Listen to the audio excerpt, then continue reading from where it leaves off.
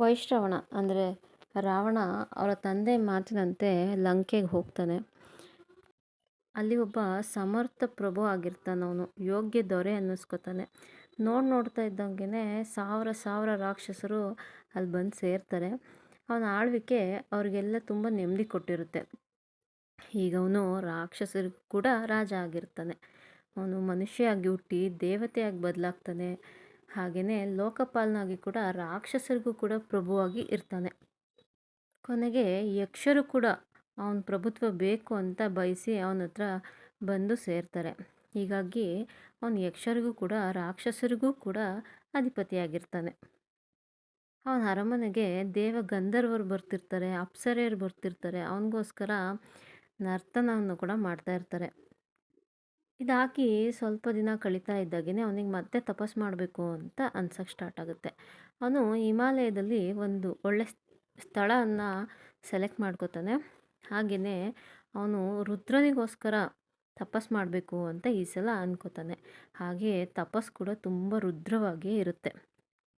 ಒಂದು ದಿನ ಅವನು ತಪಸ್ಸು ಮಾಡ್ತಾ ಇದ್ದಾಗ ಅವನಿಗೆ ಶಿವ ಕಾಣಿಸ್ಕೋತಾನೆ. ಶಿವನ ಜೊತೆ ಪಾರ್ವತಿ ಕೂಡ ಇರ್ತಾಳೆ. ಆದರೆ ಶಿವನ ಜೊತೆ ಬಂದಿರೋದು ಪಾರ್ವತಿ ಅನ್ನೋ ವಿಷಯ ಅವನಿಗೆ ಗೊತ್ತಿರಲ್ಲ. ಅವನಿಗೆ ಸಹಜವಾಗಿ ಒಂದು ಕುತೂಹಲ ಅಂತೂ ಇದ್ದೇ ಇರುತ್ತೆ. ಹಾಗೆಯೇ ಅವಳು ಯಾರಿರ್ಬೋದು ಅಂತ ಅವನು ಎಡಗಣ್ಣ ಕೊನೆಯಿಂದ ಅವಳ ಕಡೆಗೆ ನೋಡ್ತಾನೆ. ಆ ಆ ನೋಟದಲ್ಲಿ ಗೌರವ ಅಂತೂ ಇರೋದೇ ಇಲ್ಲ. ಆ ನೋಟ ಹೇಗಿರುತ್ತೆ ಅಂದರೆ ತುಂಬ ಅಸಡ್ಡೆ ಆಗಿರುತ್ತೆ. ಹಾಗೆ ಅವನಿಗೆ ಪಾಪ ಕೂಡ ಆವಾಗಲೇ ಫಲಿಸ್ಬಿಡುತ್ತೆ.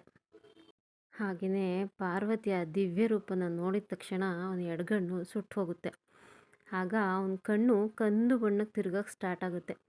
ಇದಕ್ಕೋಸ್ಕರ ಅವನಿಗೆ ಏಕಾಕ್ಷಿ ಪಿಂಗಲ ಅಂದರೆ ಕಂದುಗಣ್ಣಿನವ ಅಂತ ಕೂಡ ಕರೀತಾರೆ. ಇದರಿಂದ ನೊಂದಿದ್ದ ರಾವಣ ಏನು ಮಾಡ್ತಾನೆ, ಅದೇ ಪರ್ವತದ ಇನ್ನೊಂದು ಭಾಗಕ್ಕೆ ಹೋಗ್ತಾನೆ. ಅಲ್ಲಿ ತಪಸ್ಸು ಮಾಡೋದಕ್ಕೋಸ್ಕರ ಹೋಗ್ತಾನೆ. ಅದು ಕೂಡ ತುಂಬ ವಿಶಿಷ್ಟವಾದ ತಪಸ್ಸಾಗಿರುತ್ತೆ.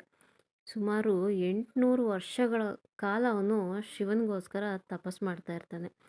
ಒಂದಿನ ಶಿವ ಕೂಡ ಪ್ರತ್ಯಕ್ಷ ಆಗ್ತಾನೆ. ಆಗ ಶಿವ ಹೇಳ್ತಾನೆ, ನಿನ್ನ ತಪಸ್ಸಿಗೆ ನಾನು ಮೆಚ್ಚಿದ್ದೀನಿ.